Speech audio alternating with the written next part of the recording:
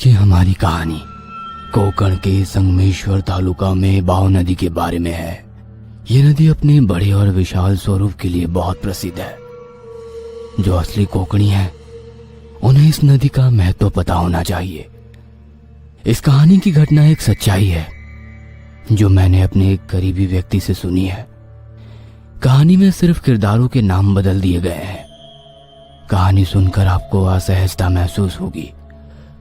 कोकण का नाम ले तो सबसे पहले दिमाग में ये ख्याल आता है कि एक मनोरम हरा भरा इलाका, वहां के जाने माने सख्त देवता और साथ में होए महाराज का जोरदार नारा। मन में रहस्यों से भरी हजारों बातें लेकर हरी भरी झाड़ियों में छिपा घना सा जंगल, समुद्र का गहरा शोर, उसके अंदर बसी बहुत सारी मछलियां और नारियल के पेड़। कहा जाता है कि इस इलाके में बरसात के मौसम में लाल पानी होकर बहने वाली बाव नदी काफी पुरानी है। इसके तट पर अनेक गांव बसे हुए हैं। कहा जाता है कि ये नदी कभी नहीं सूखती। सभी के लिए जीवन रेखा होने वाली ये नदी बरसात के मौसम में मानो आंधी का रूप ले लेती है और सभी को अपने साथ बहा के ले जाती है। उसमें डूबने वाले शायद ही कभी जीवित वापस लौटे हो। उसने ऐसे कई शिकार लिए थे जिसकी तो कोई गिनती ही नहीं थी। हर साल एक दो लोग नदी में तैरने के लिए जाकर डूब के मरने जैसे हादसे यहाँ होते ही रहते हैं। कोकण के इलाके में पास ही में एक गांव था। वहां पर 4-5 युवकों का एक समूह था। उनमें साहस की वो सभी भावनाएं थी जो उम्र के साथ आती हैं। गांव में कोई भी संकट आने पर ये 5 लोग सबसे पहले बचाव के लिए दौड़ पड़ते। ये अक्सर समस्याओं को सुलझाने में सफल हुए थे, इसलिए इन्हें इस बात पर भी गर्व है कि हम सब कुछ ठीक कर सकते हैं। बाव नदी के बारे में फैली हुई अफवाहें जग जाहिर थी और चूंकि इसमें कई तथ्य थे, इसलिए सभी ने इसके लिए कुछ नियम बनाए थे ताकि आगे दुर्घटनाओं से बचा जा सके। जैसे दोपहर 12 या 3 बजे की धूप में नदी में जाना, बरसात के मौसम में वहां अकेला तैरने जाना, नदी में गलत जगह मतलब जब पानी की गहराई समझ में ना आती हो तब तैरने जाना, सूर्यास्त के बाद नदी में जाना, इन सारी चीजों पर रोक थी। और भी कई छोटी छोटी चीजें थी जिनके कुछ वैज्ञानिक कारण थे जो सिर्फ मनुष्यों के मन संतुष्टि के लिए थे। गुरु, अभय, सत्या, धर्मा और वल्लभ, इन 5 युवकों का एक साहसी समूह था। एक बार की बात है, उन सब के बीच भूतों को लेकर चर्चा हो रही थी। बात करते करते उनका विषय बाव नदी पर आके रुक गया। स्वाभाविक रूप से उनका अब तक कभी भूतों से सामना नहीं हुआ था, इसलिए उन्होंने नदी के विषय में फैली बातों पर विश्वास नहीं किया। वे बाव नदी के बारे में फैली हुई अफवाहों को दूर करने के लिए कुछ करने का फैसला करते हैं। तो फिर कब जाए? दिन में वहाँ जाके कुछ नहीं होगा, रात को चलते हैं। पर मुझे नहीं लगता हमें रात में वहाँ जाना चाहिए, क्योंकि घर वाले नहीं छोड़ेंगे। अच्छा, तुम कब से अपने परिवार की बात सुनने लगे? मैं भी सत्या से सहमत हूँ। हम बिना बताए वहाँ चले गए और कुछ गड़बड़ हुई तो क्या करेंगे? परिवार वालों को तो पता भी नहीं लगेगा। लोग तो दिन में जाने से डरते हैं नदी पर। अरे पगले, हमें वही डर तो निकालना है उन सब के मन से। नदी में डूबने से लोग मरते हैं, इसका मतलब है वो खुद का ठीक से ख्याल नहीं लेते हैं। पहले अच्छे से तैरना सीख लें, फिर पानी में उतरे। हाँ, हम सभी को तो अच्छे से तैरना आता है, तो हम सब आज रात ही नदी पर चलते हैं केकड़े पकड़ने के लिए। सब तैयार हो गए थे, पर फिर भी गुरु और वल्लभ की मन में शंका होती है। वे दोनों सच्चे मन से प्रार्थना करने लगते हैं कि बस सभी लोग नदी से सकुशल घर आ जाए। सबने रात का खाना खा लिया। सब लोग ये कहकर घर से बाहर निकल जाते हैं कि थोड़ी देर गपशप के बाद घर आ जाएंगे। रात के 10:30 बज चुके थे। उस दिन ग्रहण शुरू हो गया था। चंद्रमा लाल दिख रहा था। सब हंसी मजाक करते हुए नदी के पुल पर इकट्ठे होते हैं। सब पुल पर रुक जाते हैं और नदी की ओर देखते हैं। रात की रोशनी में नदी का पानी लाल और काला दिख रहा था। तेज आवाज के साथ नदी बह रही थी। नदी के पास पुल पर लगे 2 स्ट्रीट लाइट की पीली रोशनी पुल तक फैल रही थी। दूर दूर तक कोई इंसान तो क्या, कुत्ता भी नजर नहीं आ रहा था। वातावरण बहुत ही शांत और रहस्यमय बन चुका था। वल्लभ को लग रहा था कि आज यहां आकर हमने कोई गलती तो नहीं की। उसका अंतर्मन उसे पीछे जाने के लिए कह रहा था, लेकिन इस बात को नजरअंदाज करते हुए वो सबके साथ गप्पे लड़ाने में शामिल हो गया। बारिश का मौसम खत्म होकर अब ठंडी शुरू हो रही थी। कोने में से होकर झाड़ियों के माध्यम से एक रास्ता पकड़कर सभी लोग बैटरी की रोशनी में नीचे उतरने लगते हैं। नदी के किनारे कुछ जगह पर झाड़ियां पानियों के ऊपर झुकी हुई थी और वो हवा की लहर आते ही मानो कांपने लग रही थी। जो कोई अचानक से उसे देखता तो मन ही मन वो डर जाता। धर्मा सबसे आगे था। उसके दिमाग में ख्याल दौड़ रहे थे। साला यहाँ पर दिन में भी कोई आने की सोचता नहीं, और हम यहाँ आए हैं खुद से मरने के लिए, वो भी रात में। चलते चलते ही उसकी नजर पानी पर चली गई। पानी से मानो आवाज आ रही थी।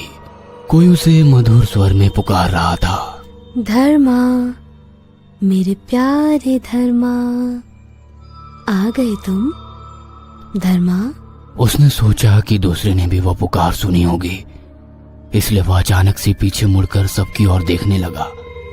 उसके ऐसे बीच में ही रुक जाने की वजह से उसके पीछे आ रहे गुरु के साथ उसकी टक्कर हो गई और दोनों के हाथों से बैटरियां गिर गई। उन दोनों की बैटरी चल रही थी तो बाकियों ने अपने टॉर्च नहीं जलाए थे। अचानक से घना अंधेरा छा गया। क्या यार, धर्मा आगे देखकर चलो ना, बीच में ही ऐसे रुक क्यों गए? अंधेरे में बैटरी ढूंढ रहे गुरु ने धर्मा से कहा। धर्मा के चेहरे पर बैटरी घुमाते हुए अभय ने हंसते हुए कहा, धर्मा रुक गया क्योंकि उसने अचानक से अपने पिताजी को आगे देखा। सब उस बात पर हंस पड़े। कुछ नहीं कुछ नहीं। धर्मा भी हंसते हंसते आगे बढ़ गया, लेकिन उसके चेहरे से बदले हुए भाव सत्या की नजरों से नहीं बच पाए। कुछ ना कुछ तो जरूर हो रहा था। अब गुरु आगे आ गया। वो बैटरी की बत्ती मजे से इधर उधर कर रहा था, लेकिन उसे पता नहीं था कि अब उन सब का क्या होने वाला है। सब लोग लगभग नदी तक पहुंच ही चुके थे। उसी समय पास ही एक घने पेड़ की जाली के पास सबने फुसफुसाहट सुनी तो सब दिल थाम कर वहीं पर रुक गए। सबके बैटरी की बत्तियां एक साथ आकर उसी झाड़ी के पास रुक गई। थोड़ी देर के लिए ही सही, सबके सब डर गए। यह देखकर वल्लभ ने पास ही का ही एक पत्थर उठाकर उस जाल में फेंक दिया, जिसमें से एक खरगोश का बच्चा भागता हुआ बाहर आया। सब लोग राहत की सांस लेकर नदी के तट पर पहुंच गए। किनारे पर काफी कीचड़ था। माहौल बहुत ही सीरियस हो गया था। इसमें थोड़ी जान लाने के लिए धर्मा पैंट को नीचे फोल्ड करके एकदम से पानी में कूद गया और सभी के ऊपर ठंडा पानी उड़ाने लगा।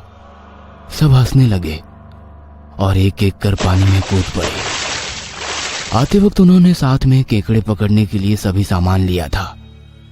गुरु और वल्लभ केकड़े पकड़ने में माहिर थे। पत्थर पर हाथ रखकर वे केकड़े खोजने लगे और क्या आश्चर्य, उन दोनों को भी तुरंत 2 केकड़े मिले। वह दोनों भी खुशी से पानी में ही नाचने लगे। बाकी तीनों ने भी खुशी से तालियां बजाई। ऐसे में सभी उत्साहित हो गए। हर कोई केकड़े को दिल से पकड़ने की कोशिश में जुट गया और सभी को केकड़े जल्दी जल्दी मिल भी रहे थे। समय बीत गया, लेकिन उन्हें इसका एहसास नहीं हुआ। अधिक लालच हमेशा खतरनाक होती है। उनका नदी से वापस लौटने का समय बीत चुका था, क्योंकि अब 12 बज चुके थे।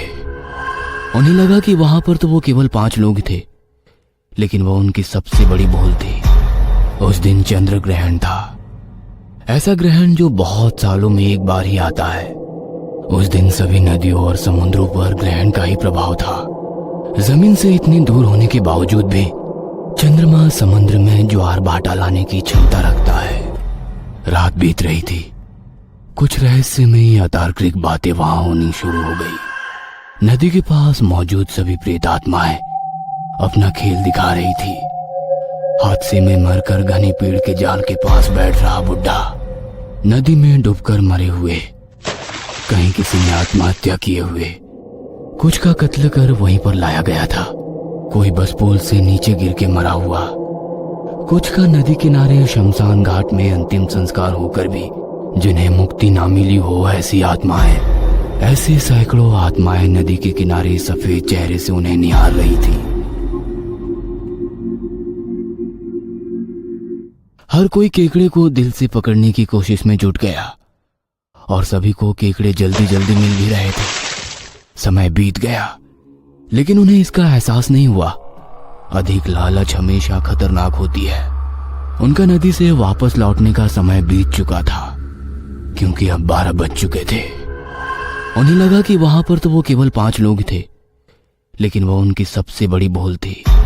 उस दिन चंद्र ग्रहण था, ऐसा ग्रहण जो बहुत सालों में एक बार ही आता है। उस दिन सभी नदियों और समुद्रों पर ग्रहण का ही प्रभाव था।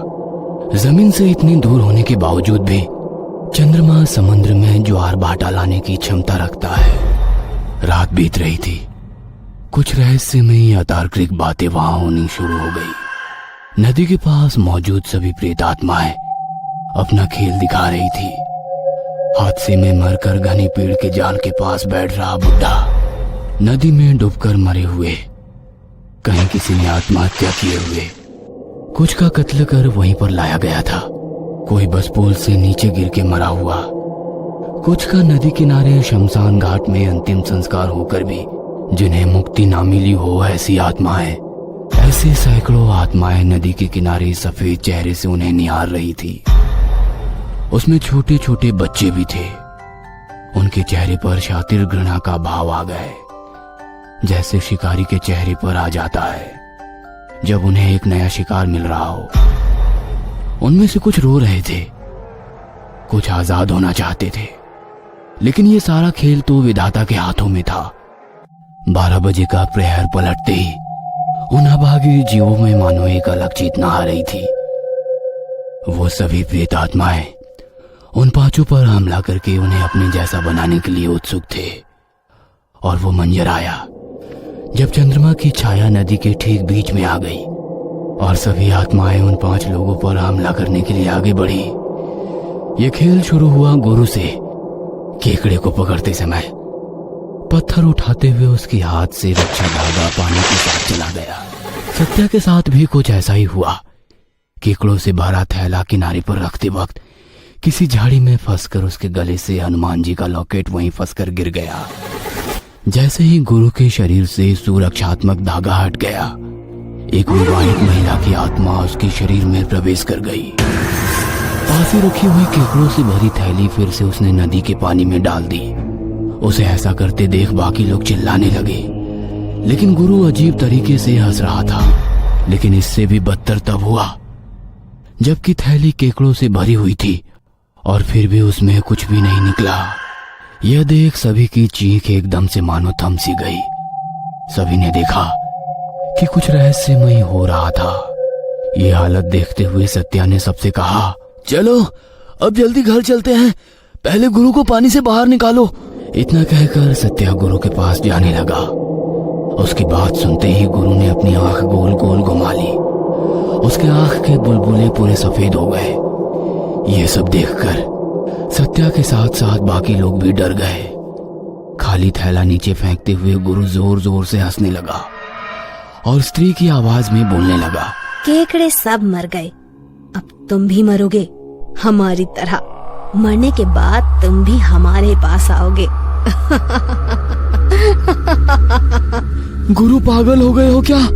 क्या बड़बड़ा रहे हो? चुप कर तू, मैं गुरु नहीं हूँ, मैं गुरु की बहू हूँ रमा। केकड़े पकड़ रहे थे ना, कुछ भी नहीं है किसी भी बैग में, सब तुम्हारा वहम था। अब देखो तुम सब के सब, तुम्हारे साथ क्या क्या होता है। सब सोचने में मशगूल हो गए।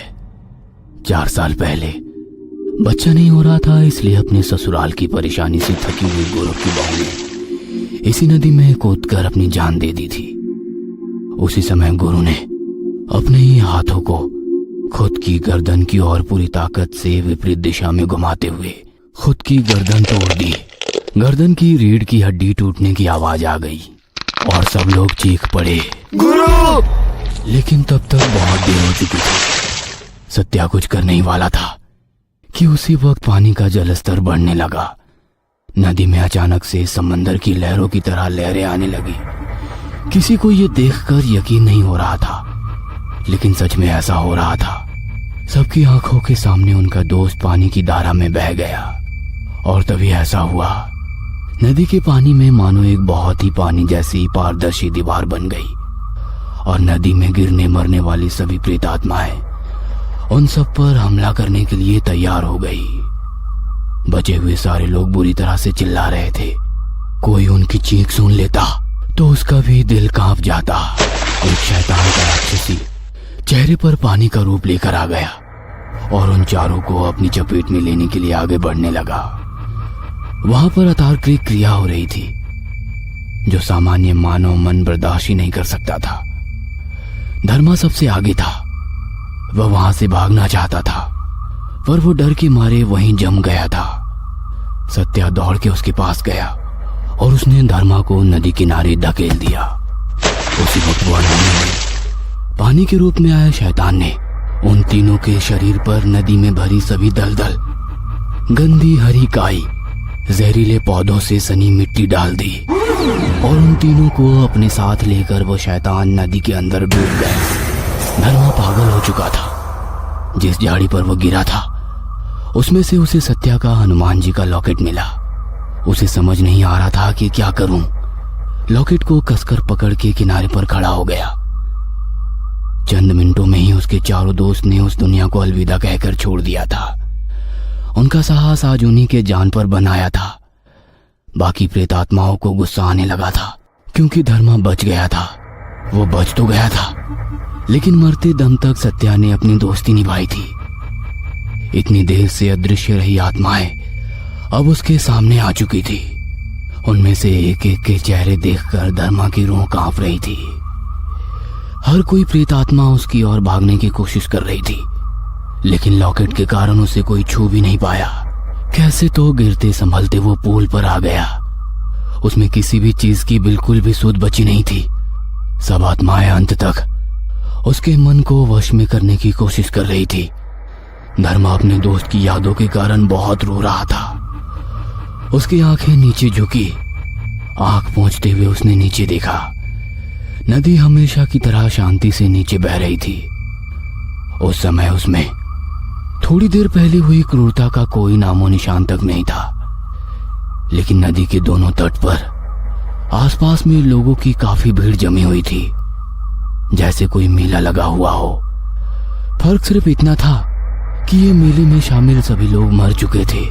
सब लोग रोते बिलखते चिल्ला रहे थे, मानो सब उसे अपने पास बुला रहे हो।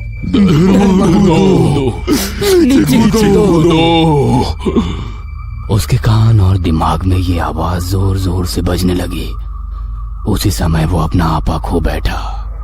कुछ सोचते हुए वो पुल की दीवार की ओर बढ़कर झुक गया।